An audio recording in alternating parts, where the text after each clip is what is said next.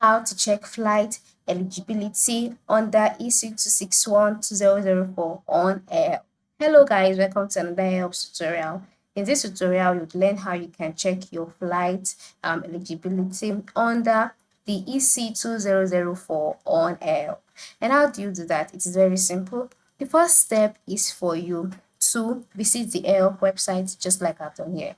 And then once you're on the website page, the next step is for you to scroll down just below the write-up which says, did you have a delayed or cancelled flight? And then you see options like get your 600 euros compensation per passenger, etc. Then the next step would be for you to enter your departure airport and your final destination airport, and then click on the check compensation button. By doing this, you'll be able to check AirHelp would check your flight and to see if your flight is eligible for compensation. All right, so if it's eligible, once you click on check compensation, automatically your flight details would be checked if you qualify for compensation under EC 261/2004. So that is how it is. This is basically how you can go about it.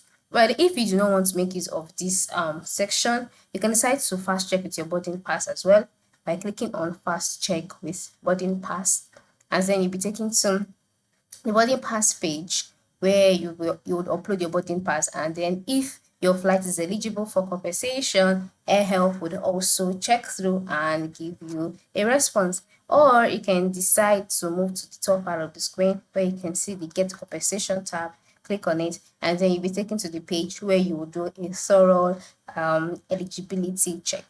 So that is it. So this is how you can check if your flight has this eligibility status. Thank you for watching and put this to practice.